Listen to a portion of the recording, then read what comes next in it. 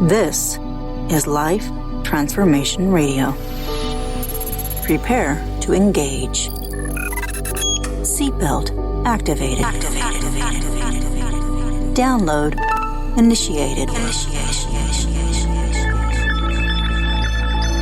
Your quantum journey of transformation begins in 3, 2, 1.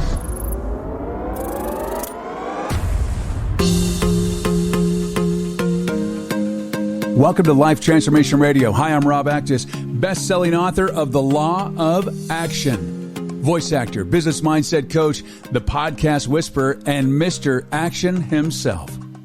Life Transformation Radio is heard in over 90 countries. Thank you for joining us from all around the world. Whether it's your first time joining us or you've been listening to Life Transformation Radio for some time, I want to personally thank you. Here at Life Transformation Radio, we are committed to share more about real life, love, the power of positivity, romance, and of course, laughter. We care about helping others find their internal drive and purpose. We celebrate life's challenges and overcoming them.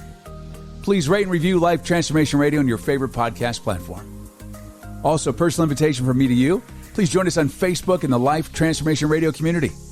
On the show, my guests are amazing people who are forces for good in the world around them and live a life of transformation.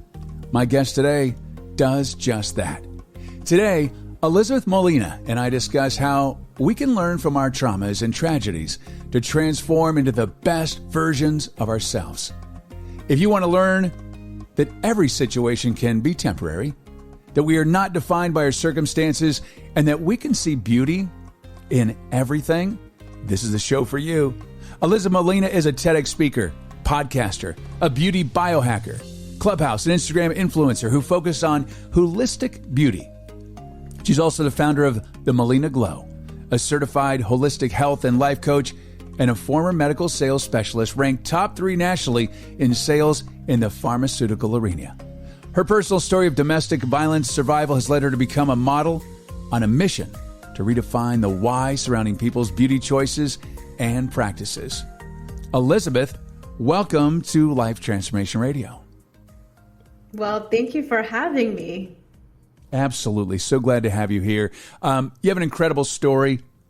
I saw your TEDx talk. I love how you had the war paint, and it was just so powerful. I just really loved watching that. And I know you have an incredible story. You know, your bio, you have a lot of stuff going on. A lot. And it's interesting. I love that because our past, it doesn't define who we are, but it allows us to be who we are. Yes, I agree.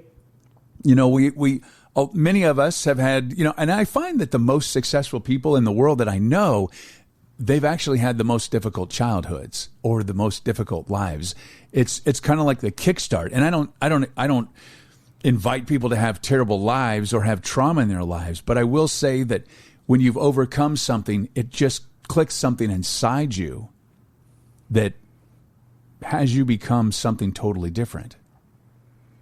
Oh, yes. I always say either you're made from the fire or you're buried in the fire. So it's either it's clicked on or it's clicked off. For the most part, I think it's clicked on. Yeah, or you're in the fire. So let's just go back. So you had kind of a challenging childhood. So let's start there and let's just go and follow you on this journey of transformation to where you are today, which is incredible. Yeah, of course. I mean, how far do you want me to go? I can go. You know what? I'm going to share with the listener something that I've kind of touched on, but I haven't. And so, you know, just maybe trigger warning. So I think I know that there's something significant in my childhood at the age of 5. At the age of 5, I was molested by my babysitter's brother. Wow. Let's start there. Okay, let me just take a breath. That's, you know, I know you've said that before, you know, you may have talked about that, but that is, and, you know, we'll put in the show notes that is a trigger warning, but that's pretty significant at the age of 5. Yes. So I'm glad you're still here and you look beautiful as ever. And I don't mean that just looking at you, but your soul, you really radiate beauty and you're an incredible human being. And I'm so glad to have you here. So let's dive back in. You're 5 years old. I'm 5 years old. I'm, going through this moment in life. I don't remember much because the body and the mind are so powerful that sometimes there's a phenomenon, and I don't remember what it's called, but you black out. Because it's called I don't want to remember that ever again. Right. So that happened to me. I don't want to remember that ever again, or I didn't. And so I remember kind of waking up in a hospital with many doctors staring at my privates. And I was very confused. I knew that I was in pain. There was, some reconstruction that happened. And so I remember being told that I couldn't tell anyone because I wouldn't be accepted as a woman, that I wouldn't be able to marry anyone. So I had to bury this secret that this ever happened to me. That's the 5-year-old, Elizabeth. So here I am, being 5, understanding that something happened to me, but I couldn't talk about it because I was broken, because I was already used goods. No man would want to marry a girl or woman who wasn't pure. So at that age, I understood that concept of, I guess, not good or bad, but like used goods and like the worth of women. And like, that's what was being taught to me. And you're aware of all this at 5 years old? Yes. Wow.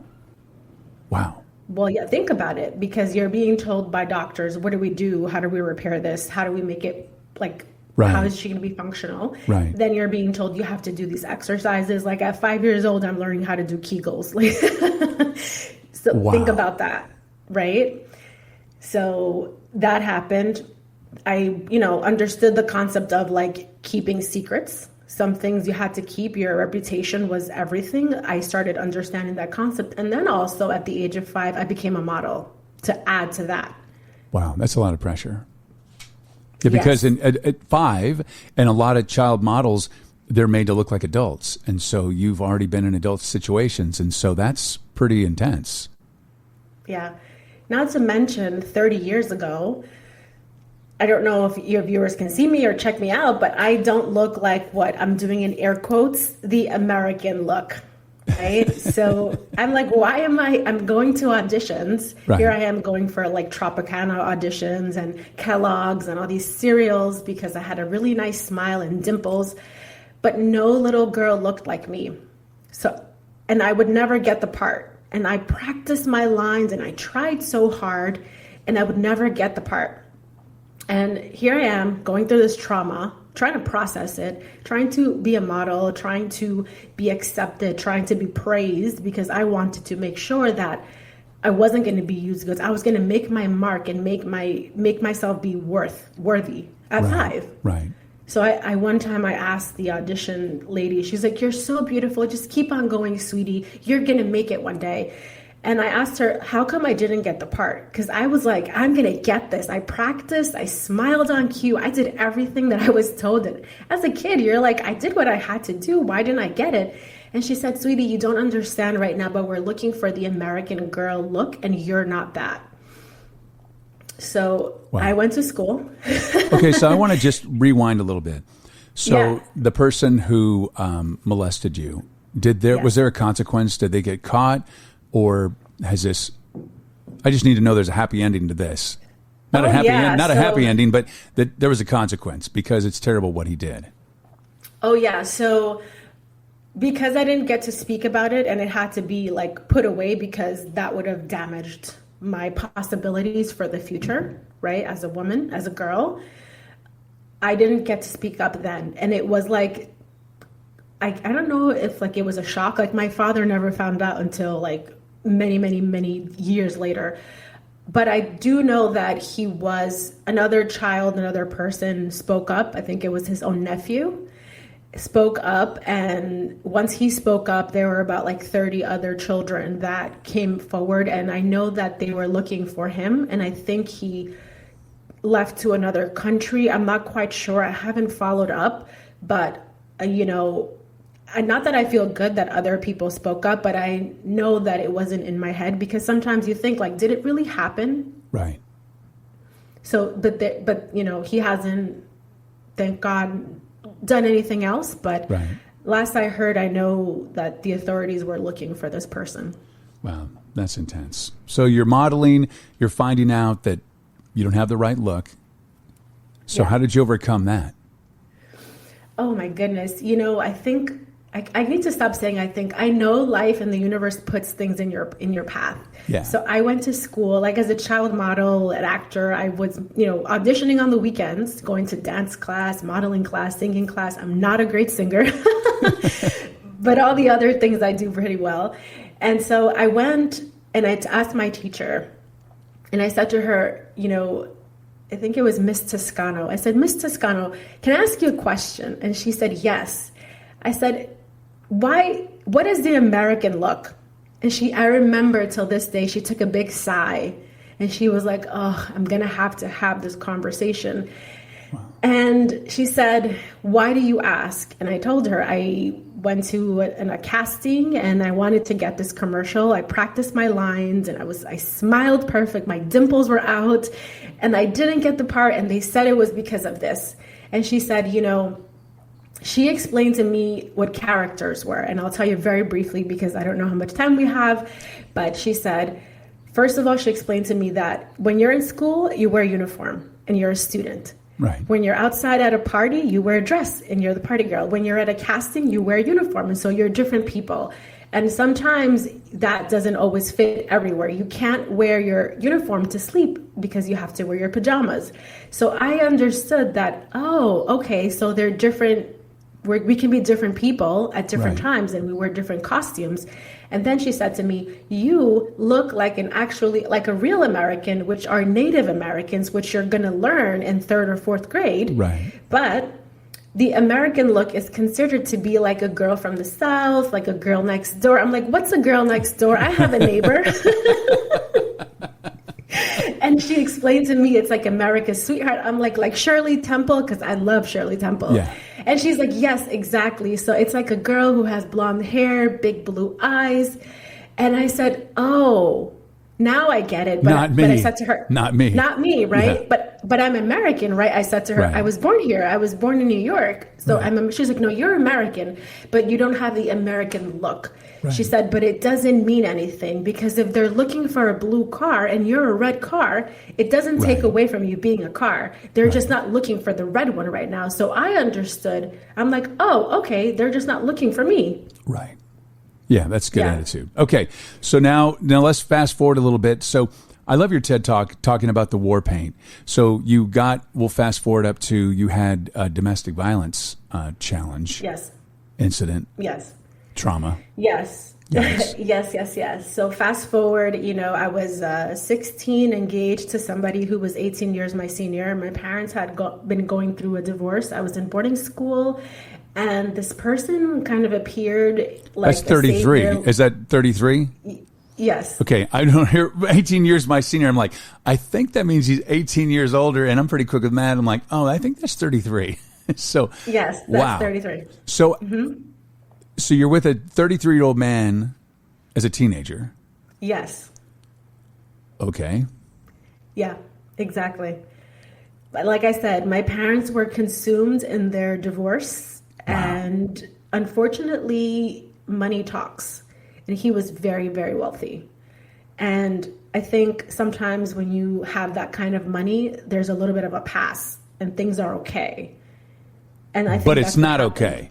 It may seem okay. Right. It's not okay. Correct. Exactly. Right. And we know sometimes there are exemptions that shouldn't be okay, but circumstances were there. And there was already like a conditioned person, myself, a human who had gone through so much trauma, who was looking for support, looking for care. And this person found its victim. I want to say its prey. He was a predator. Oh, yeah. And he found the perfect prey. Wow. Now you married him? Yeah. So as soon as I turned 18, we got married. We decided, I haven't shared this part either, but we had a prenup, obviously. In our prenup, I was supposed to have a child within the year. And so as soon as we got married, like 3 days after my birthday, we got to getting pregnant. Right. And I became pregnant because I was young and you're fertile, you're young, all these things are in the works. And then, shortly after, my brothers had passed away in a horrible incident. And at the funeral, which I talk about at the TEDx, he said to me, as I'm 8 months pregnant, he says, I promised your brothers that I would treat you like a princess, like a queen, as long as they were alive. That promise is done. And I was kind of in shock, like, what is happening here? But I was mature, and I said, he must be grieving. Like, this must be his process. Right. So he flat out said, look, while your brothers are alive, I will treat you like a princess and a queen. Because apparently there would have been consequences if I didn't, and now they're gone. So all bets are off, and get ready. And I didn't understand that, by the way, because I never knew what an argument was. I never knew what a disagreement was. I never knew what a no was. When I tell you this was like a Prince Charming, like if I said jump, it would be how high. So I was just like, wow, this must be love. Right. This has to be love. Like, what else? What do you call this? Right. And then that's when it started, little by little, the control, the separation of friends, not talking to families, just this kind of, my child was born. I realized quickly that I had to ask permission for everything. Like if I wanted to buy something, like things just changed overnight.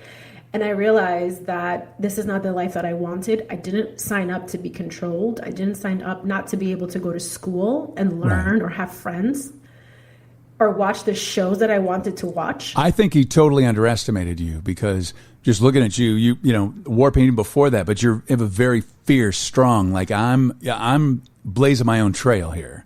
And, I think he thought you were a victim, but you definitely are not a victim. So how did you get out of that situation?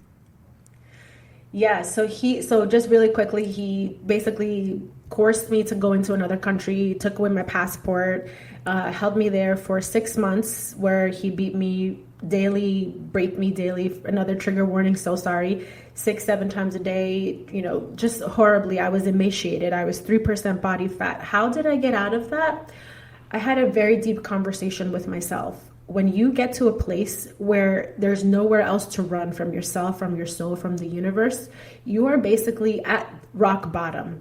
And I had this conversation with myself, and I said, I need a sign. I need a sign. He was trying to get me pregnant, and I didn't know any better. I was so young. I'm like, if I don't get pregnant in the next month, this is a sign that you want me to fight.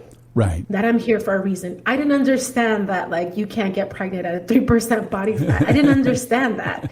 And I don't think he did either, because he was injecting me with hormones and a whole bunch of things as he was starving me, which was so dumb. But hey. And so I didn't get pregnant, and I was like, okay, this man is literally raping me 6-7 times a day, tying my feet up in the air to make sure that I marinate in there with, the stuff that you need to get pregnant. And so if that doesn't get it going, in my mind, I'm in survival mode, right? And I'm thinking, okay, this is a sign. It didn't happen. I was so excited. I was waiting like a death sentence. Is this my karma? I'm going to have to do this. Right. And it didn't happen. I was like, okay, universe, I got your sign. I see you. Now let's put on my MacGyver hat. Where do I have to see? Where do I have to go? What do I need to do? It just gave me that boost. And I'm like, okay, what does he want from me? Why is he doing this? Because I ask a lot of questions, as you heard at 5 years old. Why? Right. And I was like, oh, he's trying to brainwash me. He's trying to get me to be submissive. Oh gosh, he knocked down the wrong tree. Because hell no! Oh yes. Hell no! Yeah, no, you're fierce. I said, know.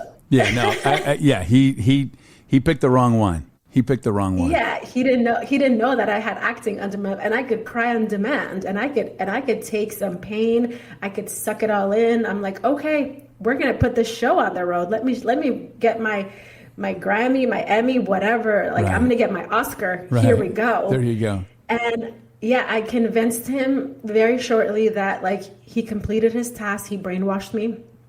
I convinced him that I wanted to have children. He said jump. I said how high? What do you need me to do? I can't believe what was wrong with me. You are my savior. He was just God. Right. And he was like, yes, I finally broke her. And convinced him to bring me back to the States. I remember when I saw my passport again, I memorized those numbers like it was nobody's business. I'm like, I have it. If I figure it out, I'm going to run to an embassy somewhere. I'm going to just tell them I'm an American citizen. Here's my number. Yeah. Like I didn't know what to do. Wow. And so I got back to the States. Before that, he had threatened me that he would like kill my family. He did some things that I don't know if I could even say because I don't even know how kosher they are. But let's just say like he hired like a hitman or something to like find me if I ran away. They took pictures of me. It was insane, like the process to get back. But I got back.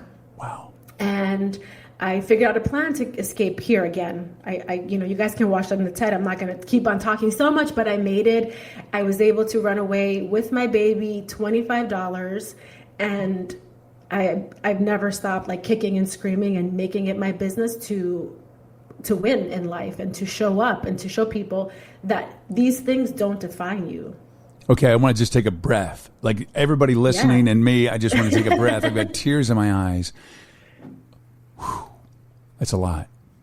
Mm-hmm. That's a lot. So congratulations on being just, the spit and vinegar. I saw you just take a drink and I'm like, it looks like vinegar. So spit and vinegar, just being so bold and to be that intuitive to figure it out on how to get out of there. So that's fantastic.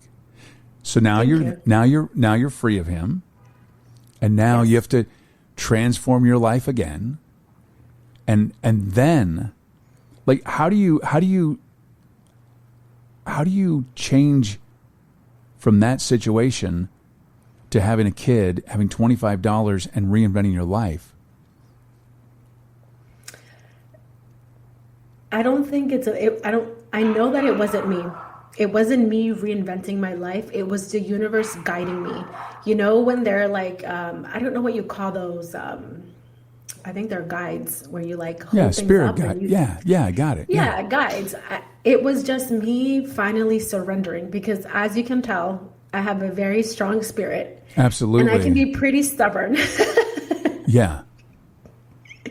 And so I was like, okay, I'm ready to surrender. You showed me the way before. You're going to do it again. And that's exactly what happened. 2 days later, I went to college with a baby, by the way. Like, I was like, I have nothing else to lose. Like, what are they going to tell me? They're going to say no. And I'll say, okay, sure. No problem. Right. I walked in there with the baby, literally, like I didn't have a stroller. I was holding her on my arm. And I said, hey, I want to go to school. What do I need to do? And they basically told me, I'm like, I got accepted last semester, but I didn't get to make it. And I need to figure it out. I went to Columbia University. They said, okay, this is the situation. You don't qualify for financial aid because it's the spring semester. And this is the tuition. It's going to be very expensive. And I'm like, what do I need to do? They're like, we have a sister school called City College right down the road, like the block. It's a community. It's a city school. It's a CUNY. It's cheaper. You'll probably be able to afford it. They can give you scholarships or financial aid. I'm like, okay, walk down like, I don't know, 10, 12 blocks with the baby. Got there. I'm like, hey, I was referred to your school. What's up? How do I get in? And they just looked at me like, they didn't know. Here's this girl, 103 pounds. I'm 5'8". Wow. 103 pounds. The baby looked bigger than me, actually. And they're like, okay, go to this office. Go. At the end of the day, like 2 hours later, I was fully registered. I was like, okay, what do I do? I qualified for financial aid, obviously, because I had not one penny to my name. And then I'm like, what do I do with my kid? Like, I need to bring her to class. She's too little, but I don't have childcare. What's the policy? And they're like, you can't do that. I'm like, where does it say that? Like, tell me where it says I can't bring my kid to school. Love it. They sent me to like childcare, which obviously was full because teachers take advantage of this. Right. And there really is not enough for students. Then they I guess they saw me like in desperation because I wasn't going to go home until I got it. And they sent me to another place where they're like, hey, maybe you can go to this daycare. They can help you out. I went there. I said, look, I want to go to college. What's the situation? They're like, yeah, it's like $830 a week. I'm like, this is not going to happen. I have $25. I'm buying like a $5 pizza pie to like live off for the next 2 weeks. Like, what are you talking about? Right. Yeah. And so they said, why do you need childcare? I'm like, I want to go to college. I enrolled and I start class in 2 weeks and I need to figure out what I'm doing. So they called the director. She came up to me, she looked at me and she said, what do you want to do? I'm like, I want to go to medical school. And she's like, let me see your transcripts. Like, are you starting? I'm like, these are my papers. I have them with me. She said, listen, we have a scholarship for women in your situation. I was like, what are women in my situation? Like people who want to learn? Didn't get it. Right. And she took my child for free. This was a very, very nice daycare. I mean, I didn't have to pay for like the next 2.5 years. That's wonderful. She said to me, if you need time to study for your test, if you need extra time, just let me know. I will stay extra time with her. If you need to drop her off earlier, let me know. If we're not open, I will open it up just for you. I just want to make sure that you're going to school. I want to see your grades at the end of each semester. I said, no problem. Wow. So the universe was there the whole way. Yeah. If you're in flow and you're doing what you're supposed to do, the doors open. People come into your life, and it's amazing that way. So you got into pharmaceutical sales from your education, and that's a very difficult job. And to be top 3 in the country is pretty extraordinary. So congratulations on that. Thank you. Then how did you get into being a beauty biohacker? Oh God, it goes back to these days, right? I mean, I talk about it. Growing up, beauty was a thing. It still is a thing for women all across the world. I mean, we're in America and we're very fortunate to have a lot of opportunities here as women, but around the world, a lot of times your beauty, your youth is all you may have to succeed, to get the job, to get the husband, to maybe let somebody, give you that last piece of bread that they have in the bakery because you might look a little bit more charismatic in their eyes. Right. So I grew up where beauty was everything. Beauty was pain. Beauty was life. If you weren't beautiful, if you didn't glow, like your worth was diminished. So it started from there. But then when I came back from my situation, let's call it my kidnapping situation, right, people didn't notice that I was not okay. People immediately said to me, wow, how are you so skinny? You just had a baby. Oh my gosh, your skin, your bone structure. I'm like, yeah, because I'm freaking starving my bone structure. Right. And I also wanted to look good because I was getting compliments. And so I'm like, I can't afford beauty care. So how do I hack this? So I started figuring out, learning about ingredients. I was a biochemistry major, so that didn't come so hard for me, right? How do I hack the biology of staying beautiful and young? And also, how do I keep myself from being worthy? That was my thinking. Right. And I was going to the 99-cent store and making products that sell for hundreds of dollars, where people were just like, wow, your skin, your hair, and what products do you use? And I'm like, I make my own stuff because I can't afford anything else. So it was a necessity for me to start, I guess, wanting to have those luxuries that women and men have. Right. But I couldn't afford it, but I wanted it. So I started biohacking my way into ingredients and health, and how do I optimize and multitask anything for me. I love it. So what do you mean exactly by holistic beauty? What does that mean? Yeah, that's an amazing question. Holistic beauty to me is whole, like a whole. It's not just what you put on your skin. It's not just what you put, how much makeup you use. It's about what you put through your eyes, what you watch, what you hear, Absolutely. What you take, what Right. you eat, Yeah. what's around you, how much time you invest in upgrading yourself, learning, being kind. All these things to me are, if you don't have that, then you're not beautiful. Well, You're not, beauty does radiate from there. within. It really does. Yeah. It really does. The one thing that I find funny is that, people spend all this money on beauty care and makeup and stuff. And the one thing they don't do, the few things they don't do is sleep and drink water and eat good food. But they spend all this money on all these other products, but they're not drinking water, they're not sleeping, and they're not eating good food. And they're stressed, so they don't even take care of themselves for self-care. which is so important. Right.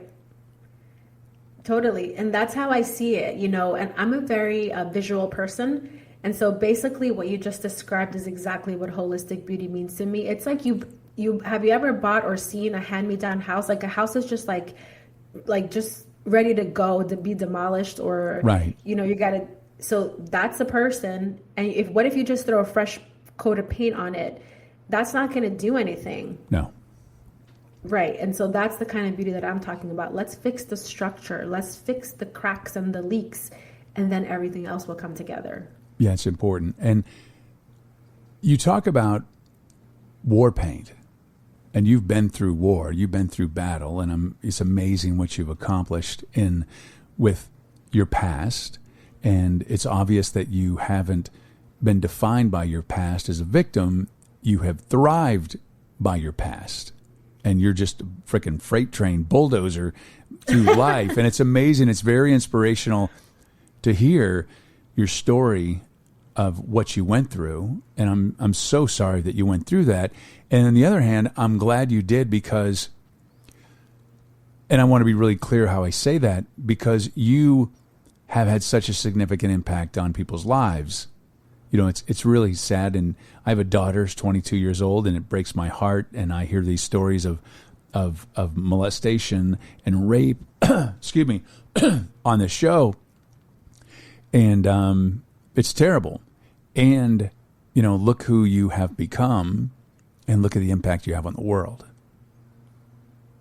Well, thank you. And I have to say that I am, for myself, grateful for every single thing that has happened to me, because if it were not for those, what I call initiations, chapters, levels, lessons, graduations, however you want to call them in life, I would not be able to feel as deeply as I feel. I would not be able to relate to as many as I can, and I wouldn't be here. So every single day I count my blessings, and even those things that people don't see as blessings, I look at them as the biggest gifts, because they have taught me, I know what hunger is. I know how that feels.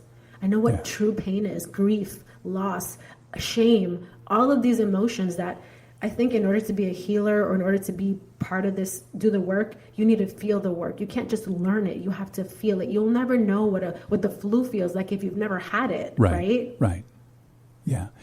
It's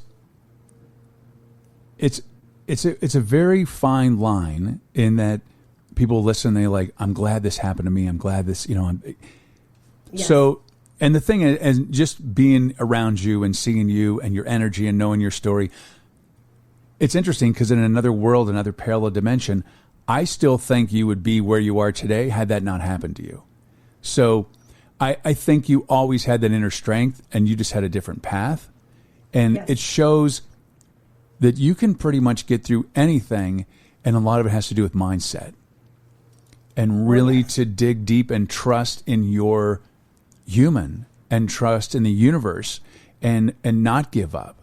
There's a lot of obstacles going on today in the world with the pandemic, and people losing their jobs, and all this really bad stuff happening. And your mindset is what's going to get you through this, of knowing that you're going to get through this, and not to be a victim. Yes. No, totally. And I want to stress, you mentioned that, and it's not that I'm grateful, yes, everybody should have this so that you can go through this. No. Right. Yeah. I definitely want to make sure that I say that. I'm just speaking from a place where I'm healed, where I see it, and I'm like, okay, I understand that I was a little stubborn. Yeah. I would have gotten here, but I decided to take the detour and the back roads, and so that's what I mean. And I'm still, happy that I was able to get through them. And I'm happy that I was able to have the imagination of a child, because in that, if you're in spirit, and if you're in this character, this innocence, you can get through anything, because you're like, oh, there's no door, let's make one, instead of being so rigid in thought. And so that's what's also gotten me through this, by the way, is that ability to see that. Yeah, and the other thing is that everyone has a story. So when you're out in the world today, and someone is not happy, someone is struggling, someone is just not acting right, just know that everyone has a story. And you want to have compassion for that person as opposed to like reacting, because you don't know. It could be Elizabeth that just got out with $25 and her child, and you just don't know. You know, it's amazing. I was at the gas station yesterday, and there was a guy there, had a really beat up truck, and it seemed like he was there. He was eating potato chips and drinking a big gulp, and he had a yogurt, and I was pumping my gas, and he was there, and he leaned over and he goes, "Hey, I'm having a really tough time right now." And you hear that all the time. People always want, he goes, "I don't have any gas and I really need to get somewhere and I don't have any money. If you give me $20 for gas, I'll give you $60 of this EBD card. It's a food stamp card." And I told him, I said, "I don't want your EBT card." I said, "But let me pump my gas and let me see what I can do for you." So I didn't want to just give him $20 because I just didn't want to give him $20. So what I did was I went inside to the Circle K, and I said, the guy out there really seems like he's struggling, so I want to put $20 of gas on him. They said, "Yeah, he came in, he seems really distraught, and he bought a bunch of food." And I go, "Oh, how did he pay?" "Oh, he used the EBT card." And I'm like, okay. So, I just thought for a moment, man, I feel very blessed. I have an extraordinary life. And whether he was scamming me or not, it didn't really matter, because I want to know that if I was in a situation where I needed to get somewhere and I was struggling, that someone would help. And I had been at the car wash across the street or next door, and I'd seen a bunch of people coming up to him, and they were like shooing him away. I didn't really think about it till after I had given the money. And you just have to know that everybody has a story. And, I know there are people out there that scam, but really just trust in your gut and you'll know. And it was like $20. You spend that on a stupid meal. And I think it made an impact. And he was so grateful. He was insisting on giving me the EBT card. I said, "Look, you take care of yourself. You take care of your family. You get where you need to go. Blessings to you." And I just think it's so important that people need to stop. We saw a lady, she was in her car, and I don't know, someone cut her off, and she was just losing her freaking mind in her car, yelling and screaming. And I told my wife, Tanya, I said, "Man, we just got to bless this woman. She is just so upset." And when you take time out, when someone's reacting like that, it's not about you. It's just theirs. They're not out there trying to attack you. They're in so much pain. And I just invite people to really take a moment and breathe and pause. And it's not about them. Have compassion for these people, because it could be Elizabeth breaking free from a domestic abuse situation. So you just never know. And it's just important to be present, and you never know. You never know who you're crossing paths with. And that little contribution can make such a difference. Like, I was just thinking, I thought, I'm like, if I see you at the gas station, I gave you $20 or whatever, that would be enough to get enough in your car, if you had a car, to get to where you needed to get away from that situation. Right. And I think we tend to be, polarized in that, no one wants to get involved. No one wants to get involved. No one wants to get involved. And I invite people to get involved, because there's a lot of people out there that need stuff, and you never know the impact you're going to have. That little thing, he may have been in a situation that was terrible, and now he's going to get to where he needs to get, and it's all a ripple effect. Had this not happened, it's a butterfly effect. And so, yeah, I just wanted to share that. But Elizabeth, thank you so much for being here and taking time out, and really so glad to have crossed your path. And you're such a beautiful soul. You radiate beauty from the inside out. It's just like a freaking neon light. And I highly invite you to go and watch her TED Talk. It's about war paint. And it's just a really unique way of talking about makeup and beauty and how you can overcome things, and really to be a warrior to get through life, and that to not put up with crap from people, just to be that strong warrior. So Thank you for being here. Thank you for having me. Absolutely. And thank you so much for your support and taking the time out of your busy and precious day to listen to Life Transformation Radio. We so appreciate it. Thank you for allowing me, along with my very special guest, Elizabeth Molina, to touch your heart, move your soul, and inspire you to live a life of transformation. I'm Rob Actis. Until next time. This is Life Transformation Radio. Download complete.